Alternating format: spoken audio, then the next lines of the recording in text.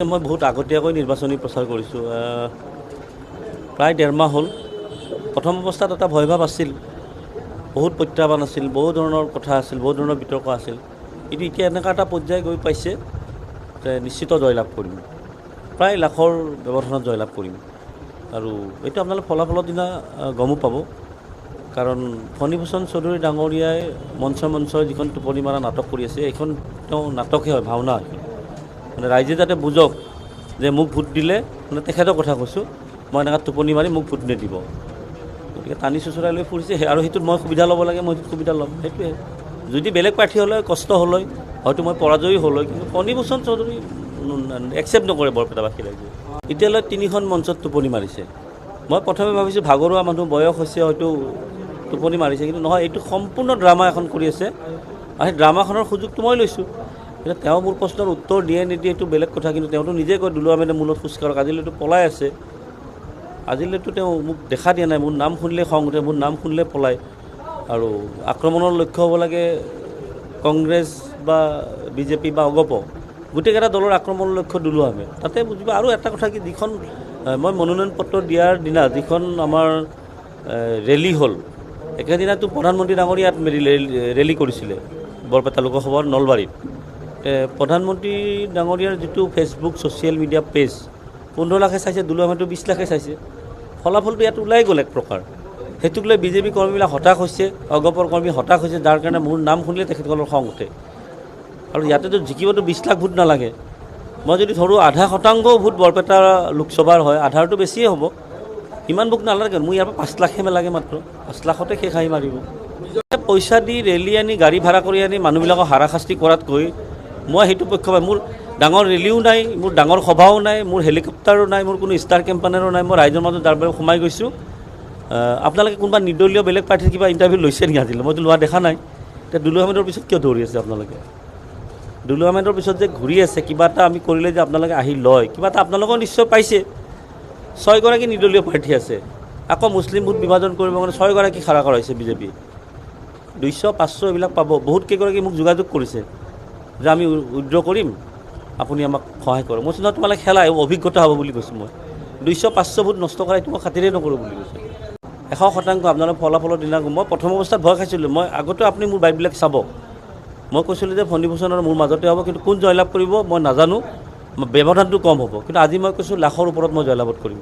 মই বহুত আগতীয়াকৈ নিৰ্বাচনী প্ৰচাৰ কৰিছোঁ। প্ৰায় 1.5 মাহ হ'ল।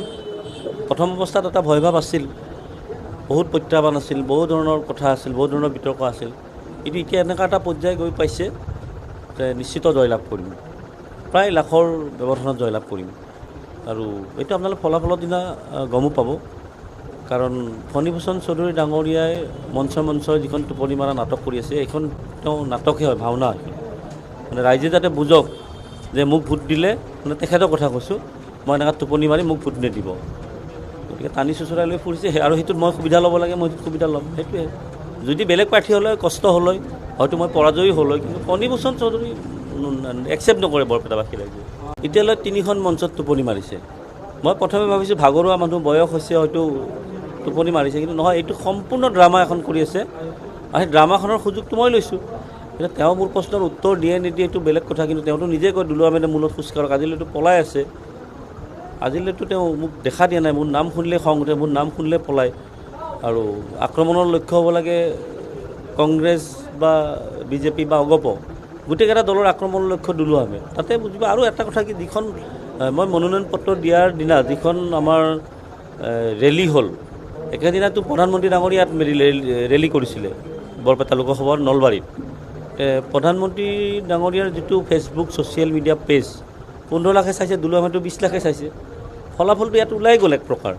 সেইটোক লৈ বিজেপি কৰ্মীবিলাক হতাশ হৈছে, অগপৰ কৰ্মী হতাশ হৈছে, যাৰ কাৰণে মোৰ নাম শুনিলে তেখেতসকলৰ খং উঠে। আৰু ইয়াতেতো জিকিবতো 20 লাখ ভোট নালাগে। মই যদি ধৰোঁ 0.5% ভোট বৰপেটা লোকসভাৰ হয়, আধাৰটো বেছিয়ে হ'ব, ইমান ভোট নালাগে। মোৰ ইয়াৰ পৰা 5 লাখহে লাগে মাত্ৰ, 5 লাখতে শেষ আহি মাৰিব।